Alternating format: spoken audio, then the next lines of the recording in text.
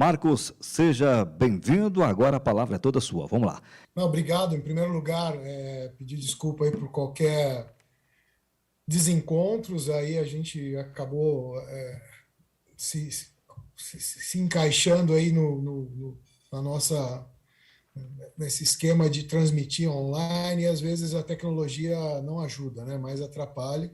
Enfim, começando oficialmente, antes de mais nada, eu queria agradecer ao convite da Abrem, a compreensão da organização por eu já estar num outro compromisso assumido há algum tempo, e uma pena não poder estar aí presencialmente. Acho que, principalmente depois de uma pandemia, a gente ainda está com a vontade represada de encontrar as pessoas, de ter esse contato mais próximo e poder interagir e compartilhar um pouquinho desse do conhecimento e do que a gente vai falar aqui hoje, né?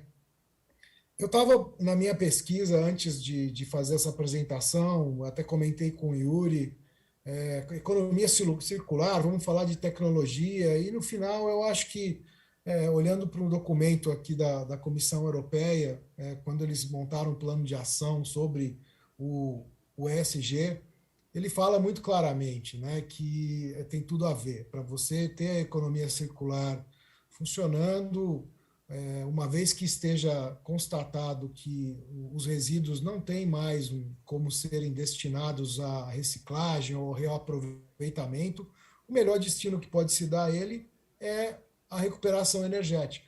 É você aproveitar o que ainda ele tem para oferecer, ao invés de você colocar ele simplesmente no solo, seja isso estruturado ou não, mas é o aproveitamento que você vai ter e vai retirar energia num mundo que está cada vez mais carente disso. Cada dia que se passa, a gente precisa de mais energia, seja ela elétrica ou térmica, tudo se move a partir da energia, e a gente precisa de fontes alternativas. Então, qual é o sentido de não aproveitar isso? Então, nesse ponto, eu vou fazer a minha abordagem é um pouco mais. Eu vou compartilhar a minha tela aqui, a minha apresentação. Esses últimos anos, de quando eu voltei a Babcock, e nesse momento que o Brasil enfrenta de implementação, de prática, de olhar para a recuperação energética dos resíduos sólidos em todos os sentidos, desde regulamentação, movimentos comerciais e tudo que vem acontecendo, capitaneados aí pela Abrem, pelo Yuri. E a minha missão tem sido tentar trazer esclarecimento, né? E o esclarecimento dentro da utilização da tecnologia, eu acho que vai fazer com que isso seja uma ferramenta, pelo que o palestrante anterior estava dizendo, né? O aproveitamento energético é uma das ferramentas para que a economia circular aconteça. Então, nada mais objetivo do que simplesmente dizer, gente, não tem mistério, não tem periculosidade, não polui o meio ambiente. Tudo exatamente como foi falado agora há pouco. O resíduo tem que ser devidamente manipulado e gerenciado e aproveitado. Essas práticas estão sob controle. A minha empresa, a Babcock & Wilcox, é uma empresa com mais de 150 anos de vida e toda dedicada no desenvolvimento de tecnologia e aproveitamento energético de combustíveis para geração térmica e, consequentemente, elétrica, em muitos casos, particularmente em biomassa e não só biomassa, mas resíduos sólidos urbanos. Nós temos hoje mais de 500 instalações ao redor do mundo que foram desenhadas, né? Tanto o conjunto de caldeira, gerenciamento da coleta das cinzas, o controle de emissão, em todos os continentes, em vários países, então com experiência em diversas legislações, as mais restritas, as menos restritas, e tudo isso com eficiência, com segurança e com performance. Então, não é uma roda, mas é algo tão corriqueiro e tão rotineiro e tão experimentado que é essa segurança que eu gostaria de passar a vocês, e o meu objetivo vai ser cumprido se a gente chegar a esse ponto. Rapidamente, no próximo slide, a gente mostra exatamente o que eu acabei de falar sobre o que as tecnologias que a gente oferece, né? Então, o sistema que recebe os resíduos e depois todo o trabalho que a engenharia que tem envolvida em si, aproveitar ao máximo a capacidade térmica desses resíduos, não importa o quão. Obviamente que um dos primeiros passos para a gente fazer tudo isso é conhecer muito bem esse combustível. Acho que os agentes, os participantes desse mercado no Brasil estão entendendo e se educando a respeito disso. Então, o combustível é algo complexo e é a grande chave para que um projeto desse seja bem sucedido em todos os aspectos. É um projeto que é uma instalação que vai durar 20, 30, 50 anos. Não é um investimento de curto prazo, é algo que, se bem mantido, bem operado, isso vai durar muito tempo e vai ser um importante ativo para aquela região, para aquela comunidade, em termos de segurança energética e de saneamento básico. Eu costumo dizer que um projeto desse não é um projeto de geração de energia. Gerar energia é uma consequência. Ele é um projeto de saneamento. Ele consegue ajudar a comunidade no seu redor, com economia, com saúde, com limpeza, e, obviamente, você acaba tendo o ingresso econômico através da venda de energia, que o faz viável.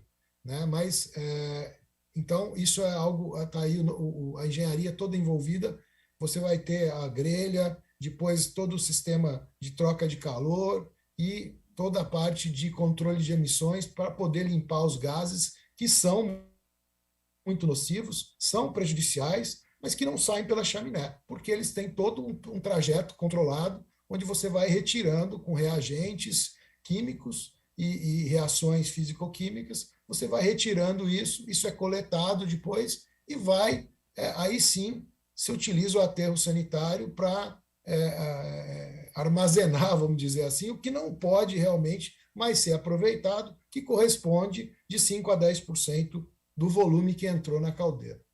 Passando para o próximo slide, essas soluções, como eu acabei de falar, elas recuperam e reciclam recursos valiosos. Então, você tem maneiras de tratar esse material, seja fazendo a seleção prévia, fazendo todo o trabalho prévio de retirada de materiais que podem ser aproveitados, e isso vem de acordo ao modelo que a gente tem hoje no Brasil, onde você tem as cooperativas, tem as organizações comunitárias que utilizam esse material como fonte de renda. Então, uma instalação dessa não prejudica de qualquer forma, ela pode ser utilizada por outro caminho, onde você simplesmente incinera tudo e obtém a reciclagem do que sobra no final, que geralmente são metais.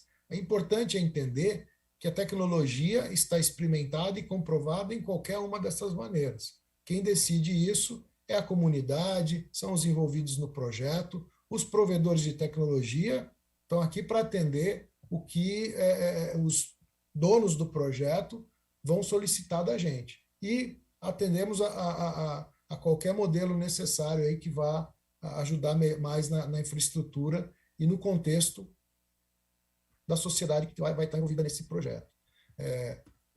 Muito importante a gente entender que um projeto de aproveitamento energético, ele vem de encontro ao que está acontecendo no mundo hoje. Nós estamos crescendo e a geração de lixo está crescendo.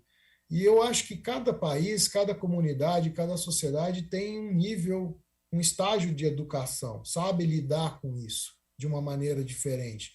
Eu acho muito interessante quando você chega num estágio onde você consegue falar de maximizar o reaproveitamento, de maximizar a reciclagem. Eu acho que isso é o futuro, até para o Brasil. Mas a gente tem um longo caminho para chegar lá, e eu acho que muitas vezes a gente não pode levar, nós que temos um pouco mais de consciência a respeito disso, como referência. Nós temos que entender como a sociedade lida com isso. Então, eu costumo dizer que a gente vai falar hoje, desculpa, às vezes tem gente que não vai gostar, mas você vai falar de reciclar mais coisas quando muita gente ainda joga lixo pela janela do carro. Então, essa consciência não chegou ainda à massa. E nós temos que lidar com esse volume. Como você lida com a geração de lixo que cada vez sobe de maneira mais exponencial? Então, aqui você tem um dado do Banco Mundial, onde Em 2016, a gente tinha uma geração de 2,01 bilhões de toneladas. Em 2050, vai subir isso mais de 50%. 70%, 3,4 bilhões de toneladas de lixo. Mas, gente, como foi dito agora há pouco, já foi a época, ou melhor, daqui a pouco o lixo que a gente põe na calçada na frente de casa, ele não vai sumir mais, porque é isso que acontece, e é isso que a gente quer, né, como sociedade. Não interessa muito para onde esse lixo vá, mas precisa interessar, porque se a gente não começar a dar um destino sustentável, estruturado para ele, isso vai afetar a economia, vai afetar a sociedade, a saúde, a limpeza, porque esse lixo vai parar de sumir. E os espaços disponíveis para aterros sanitários, isso depende muito da onde estamos. Pode ser que seja mais viável num estado, numa cidade, mas indiscutivelmente nas grandes concentrações populacionais, nas grandes regiões urbanas e metropolitanas, daqui a pouco a gente está pagando para o lixo viajar de caminhão, por aí, como já acontece, né? Grandes distâncias. Faz sentido isso? Ao invés da gente aproveitar e ter uma geração de energia perto de casa, dando segurança e estabilidade para a rede elétrica e gerando receita, emprego, enfim, uma série de benefícios.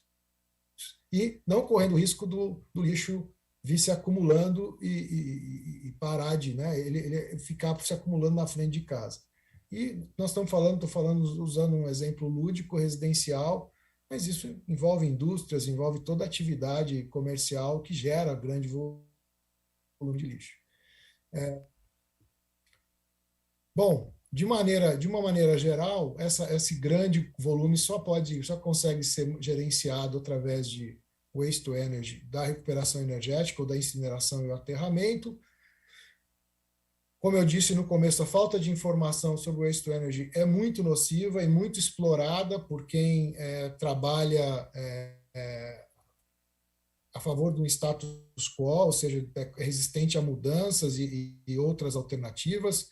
Então, sempre vai ser afirmado: você incinerar lixo não polui o meio ambiente, é eficiente, traz uma série de benefícios, entendeu? Então, quando alguém te disser isso, por favor, simplesmente, não precisa arrumar encrenca, mas discorde, porque a gente precisa de agentes de mudança para ajudarem com que os conceitos corretos sejam difundidos. Pode não ser a opção ideal para determinado momento, determinada cidade, mas que seja tomada com base nos conceitos corretos. Décadas de operação segura e confiável demonstra que o waste to energy deve crescer como opções para manejo de resíduos. Para qualquer lugar do mundo, você olha, existem projetos sendo desenvolvidos. A minha empresa tem trabalhado e fornecido muitos projetos para a China, para a Ásia, e lá tem espaço, hein? Mas o pessoal opta porque eles também precisam de energia e porque eles já entenderam que não faz sentido você enterrar combustível, né? Isso precisa ser aproveitado. Um outro conceito que vale a pena a gente entender a respeito de desmistificar é que você vai diminuir a reciclagem onde você tem incineração e tudo mais. Esse gráfico que é lá do seu app, ele mostra justamente o contrário. Aqui embaixo deve estar pequenininho, depois vocês vão ter acesso a essa apresentação, mas você tem os países, e o vermelho significa os países que têm mais aterros sanitários. O amarelo é onde você tem mais instalações e usa o waste to energy, a recuperação energética. E o verde é justamente onde você tem mais reciclagem, mais compostagem. Ou seja, é provado, é correlacionado o aumento da atividade de reciclagem e reaproveitamento do combustível, onde você tem o waste to energy. E o contrário acontece. Cada vez onde você tem mais aterros sanitários, é onde você menos tem o aproveitamento e a reciclagem. Então, esse conceito tem sido, às vezes, publicado, difundido, e não tem base científica. A base científica diz o contrário, que o waste to energy promove uma conscientização e leva, assim, ao maior aproveitamento dos resíduos. Bom, e falando de emissões, né, que eu acho que é um tema que voltou forte recentemente, tinha dado uma adormecida, infelizmente, mas acabou voltando, é indiscutível. Existem tecnologias, existem maneiras de provar e de medir que os aterros sanitários emitem metano, por melhor que eles estejam estruturados. Isso vai além da vontade de A ou B. Isso acontece. Né? A gente pode ter e deve ter o aproveitamento do biogás, isso é fantástico. Eu acho que é uma fonte, é outra fonte sensacional que vem sendo aproveitada de maneira muito competente hoje, até no Brasil, o setor vem trabalhando com isso, aplicando isso das melhores maneiras, mas independente disso, você tem o vazamento, você tem esse gás nocivo indo para a atmosfera. Então, temos que fazer uma opção. E a gente pode gerar um pouco mais de CO2, que depois pode ser capturado, é a outra onda tecnológica que vem vindo, mas não está emitindo metano, que tem 84 vezes o potencial de afetar o aquecimento global. Então, é mais um fator que rebate aí essas inverdades que se diz. Bom, e para também deixar claro para vocês, isso são dados do EPA, que é o organismo de controle de emissões, equivalente à nossa CETESB, né, nos Estados Unidos. Então, aqui em cima você vê os limites, isso está normalizado, você tem um limite das emissões que a legislação estabelece para esses diversos poluentes, nitratos, nitritos, enxofre, particulados, dioxinas, a famosa dioxina, CO, HG. E vejam vocês onde fica o nível de emissões de uma usina medida lá nos Estados Unidos, na Flórida. Isso é um dado de uma apresentação de um artigo do professor Marco Castaldi, do City College de Nova York. É muito distante. Então, isso, de novo, não são estudos de organismos independentes, científicos, que trazem evidências de que muitas vezes o ar não vai ser, muitas vezes não, o ar não vai ser afetado por essas atividades. Tá? Então, para dar um exemplo para vocês, mais um exemplo lúdico, muito se falava antigamente que você incinerar lixo, jogar o lixo no incinerador. Bom, podia ser verdade há 50 anos atrás, onde você punha fogo no negócio, no terreno baldio, e aquilo ia estar liberando dioxinas e furanos. Hoje em dia, se você pegar as medições de uma usina construída com o que se tem de tecnologia, a emissão de dioxinas e furanas delas deveria ser medida durante 100 anos para ela ser equivalente à emissão de 15 minutos de queima de fogos de artifício, para vocês terem uma ideia. Então, um Réveillon, imagina quantos milhares de anos um Réveillon vai gerar de dioxinas e furanas equivalentes a uma usina do waste energy. É mais ou menos por aí. Em termos de economia, economics, eu não vou adorar a pílula, não.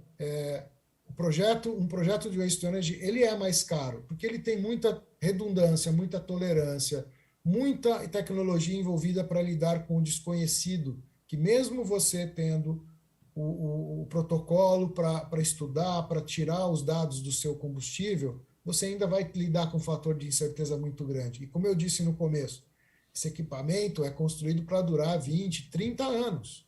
Então, não é algo que vai ser feito de qualquer forma, nas coxas, como a gente diz, né? E vai custar dinheiro. Infelizmente, nem sempre esses projetos vão ser viáveis, levando em conta determinados contextos econômicos, enfim. Mas ele tem maneiras. Infelizmente, a gente consegue só monetizar 3: a venda de eletricidade, a venda do vapor e o tipping fee. Se a gente conseguisse botar valor nesses outros aspectos, quem sabe o crédito de carbono em breve, você tem receita de vendas de metais recuperados.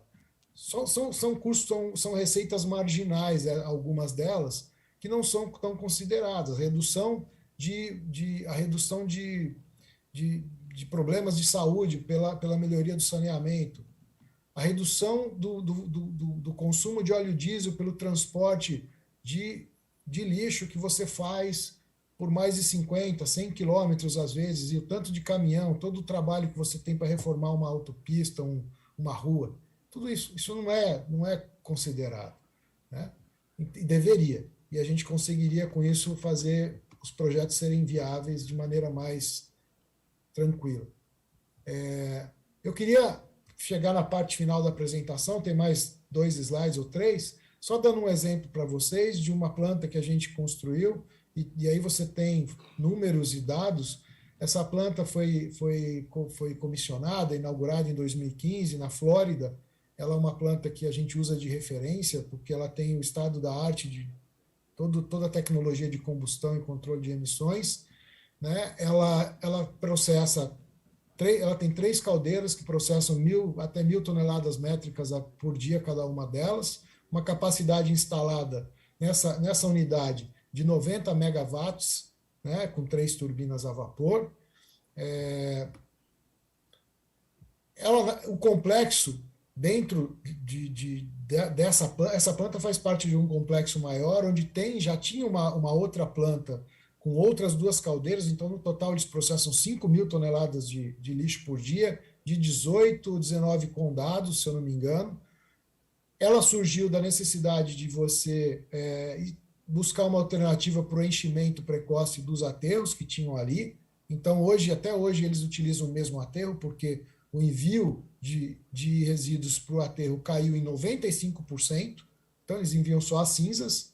Então, nesse mesmo complexo, você tem 2 aterros sanitários, você tem uma unidade de processamento de biossólidos, 2 unidades de manejo de resíduos perigosos, 6 estações de transferência e unidade de processamento de materiais recuperados. O impacto da economia local, eu acho que isso também tem a ver com você gerar, né, fazer a economia sustentável. Foram mais de 1 milhão de horas de emprego para a comunidade local durante a construção. Mais de 137 milhões de dólares gastos nas empresas locais durante os 2 a 3 anos de construção.